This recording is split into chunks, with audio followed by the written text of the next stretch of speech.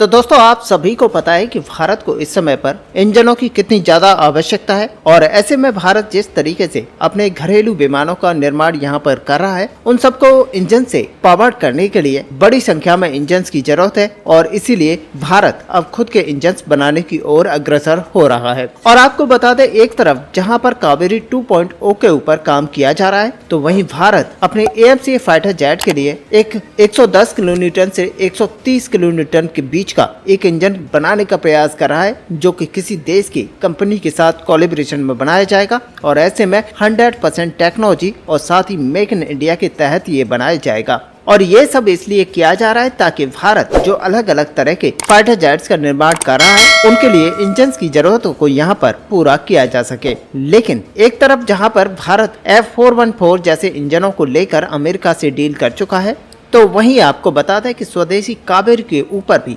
जबरदस्त तरीके से काम किया जा रहा है। लेकिन दोस्तों क्या आपको पता है कि इसके अतिरिक्त भारत को करीब करीब 950 इंजन की आवश्यकता है और ये आवश्यकता मात्र रशिया ही पूरा कर सकता है। हालांकि आपको बता दें 200 AL-31 इंजन को लेकर रशिया और भारत के बीच में ऑलरेडी समझौता हो चुका है और ऐसे में आपको बता दें कि इन इंजनों को भारत के अंदर ही निर्माण किया जाएगा और ये इंजन भारत के एयरक्राफ्ट को अपग्रेड करने में मदद करेंगे। लेकिन दोस्तों अब यहाँ पर रिपोर्ट्स में ये दावा किया जा रहा है कि सुखोई 30 MKI के बेड़े को नेक्स्ट 30 साल तक वर्किंग में रखने के लिए भारत को कम से कम 950 इंजन की जरूरत पड़ेगी। अब दोस्तों सुखोई 30 MKI के बेड़े को अगर देखा जाए तो इस शतक के शुरुआत में इन एयरक्राफ्टों का जो निर्माण है वो शुरू कर दिया गया था और ये जो फाइटर जेट्स हैं वो हमारे इंडियन एयरफोर्स के बेड़े में बहुत ही बड़ी संख्या में है और ऐसे में आप मानकर चलिए कि 260 से भी ज्यादा की संख्या में ये भारतीय वायुसेना के अंदर ऑपरेशनल है। और इन एयरक्राफ्टों को और भी ज्यादा ताकतवर बनाने के लिए सुपर सुखोई प्रोजेक्ट के ऊपर काम किया जा रहा है। और दोस्तों ये सुपर सुखोई जो प्रोजेक्ट है असल में ये सुखोई 30 MKI एयरक्राफ्टों की क्षमता को ही नहीं बढ़ाएगा बल्कि इससे सुखोई 30 MKI एयरक्राफ्टों के इंडियन एयरफोर्स में जो लाइफ है वो और ज्यादा बढ़ जाएगी और ऐसे में आप मानकर चलिए कि 2055 तक इसकी लाइफ को बढ़ाया जा सकेगा। और सुपर सुखोई एयरक्राफ्टों के प्रोजेक्ट का जो शुरुआती दौर है वो स्टार्ट हो चुका है और पहले जो फेज है उसके अंदर करीब 80 एयरक्राफ्टों को मॉडिफाई किया जा रहा है। और दोस्तों संभावित इसी के अंतर्गत इंडियन एयरफोर्स के लिए करीब 230 अलग AL-31 इंजनों को खरीदा जा रहा है जो कि करीब 115 सुखोई 30 MKI एयरक्राफ्टों के इंजन रिप्लेसमेंट के काम को अंजाम देंगे। लेकिन दोस्तों इंडियन एयरफोर्स के लिए इतनी बड़ी संख्या में Su-30 MKI एयरक्राफ्ट हैं और इन एयरक्राफ्टों में अगर आने वाले 30 साल तक यूज करना है तो बड़ी संख्या में इंजन की जरूरत होगी जो कि इन एयरक्राफ्टों की कंटिन्यूटी को बना के रखेगी। अब यहाँ पर आपके लिए ये भी होगा कि Sukhoi 30 MKI aircraft Indian air force के बेड़े में सबसे बेहतरीन फाइटर जेट है क्योंकि एक तरफ जहाँ पर संख्या के रूप में इन एयरक्राफ्टों की जो संख्या है वो इंडियन एयरफोर्स के अंदर सबसे ज्यादा है तो वहीं दूसरी तरफ आपको बता दें कि वजन में भारी, आकार में बड़ा और पेलोड हैवी कैरी करने की क्षमता के साथ ही ये अधिक रेंज में काम करने में कैपेबल है और इसीलिए इन एयरक्राफ्टों को लॉन्ग डिस्टेंस के मिशन में इस्तेमाल भी किया जाता है। सुखोई 30 MKI एयरक्राफ्टों में 2 इंजनों का इस्तेमाल किया जाता है और इसी वजह से इतनी बड़ी मात्रा में यानी कि 950 की संख्या में एयरक्राफ्ट के लिए इंजन की जरूरत पड़ेगी। हालांकि आपको ये भी जानना चाहिए कि इन एयरक्राफ्टों के निर्माण के दौरान जिन इंजनों का उपयोग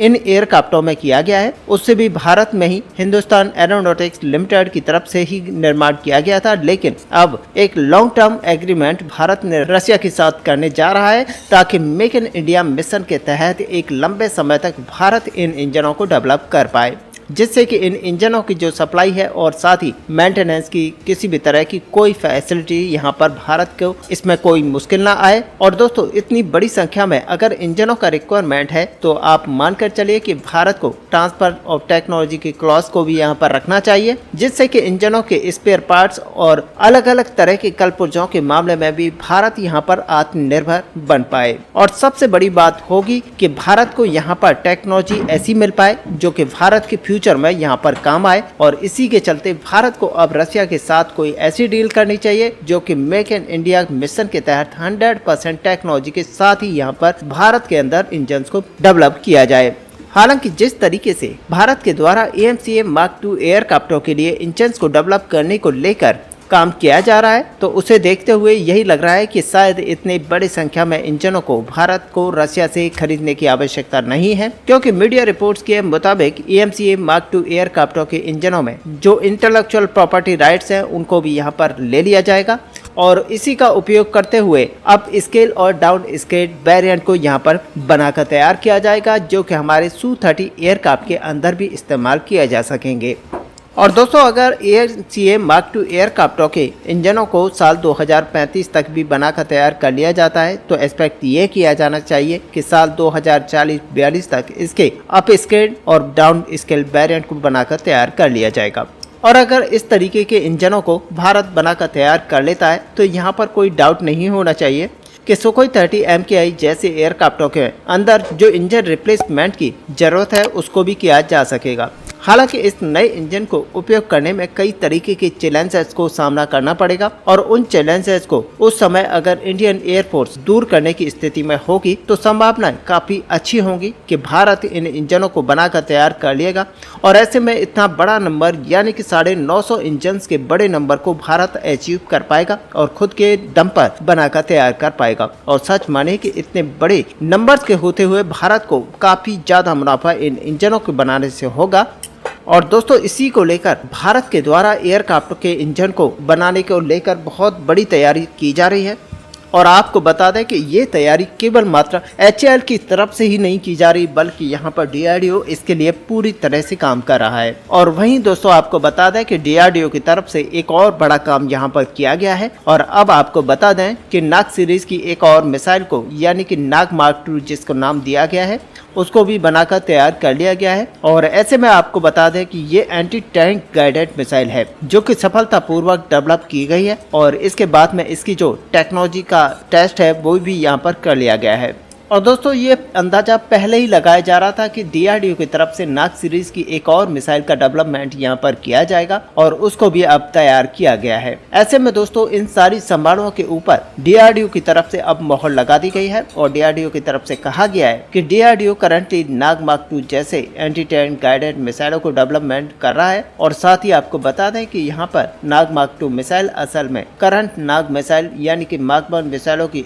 अपेक्षा में काफी ज्यादा ताकतवर होंगी। खास करके अगर देखा जाए तो इनका जो वजन है वो काफी कम होगा और इनकी जो कैपेबिलिटीज हैं वो उससे ज्यादा होंगी। और ऐसे में आपको बता दें कि आने वाले समय में DRDO इसी मिसाइल की कैपेबिलिटीज को और भी ज्यादा इनहेंस करेगा और साथ ही आर्म थ्रेट को न्यूट्रलाइज करने के लिए और भी ज्यादा आसानी के साथ इसके अंदर कैपेबिलिटीज डाली जाएंगी। ऐसे में दोस्तों, कुछ मीडिया सोर्सेस के मुताबिक यहाँ पर नाग मिसाइल की क्षमता को बढ़ाने के लिए कई तरीके के नए टेक्नोलॉजीज को भी तैयार किया गया है और जो हैमर मिसाइल में जो टेक्नोलॉजीज का इस्तेमाल किया गया है उसको भी यहाँ पर इनहेंस किया जाएगा। खास करके अगर देखा जाए तो हेलिना प्रोग्राम के अंदर जिस तरह की टेक्नोलॉजीज का इस्तेमाल किया गया है उस टेक्नोलॉजी को इस मिसाइल के अंदर यूज किया जाएगा, जिससे कि इस मिसाइल के अंदर मैनोरेबिलिटी और कैपेबिलिटीज काफी ज्यादा बढ़ जाएंगी। असल में फायदा ये होगा कि ये हल्की होने की वजह से इसकी जो क्षमता है वो यहाँ पर काफी हद तक बढ़ जाएगी। और ये दावा किया जा रहा है कि जल्दी DRDO की तरफ से नाग मार्क II मिसाइलों का डेवलप कर लिया जाएगा और इसका जो डेवलपमेंट है वो बहुत ही जल्द स्टार्ट किया जाएगा।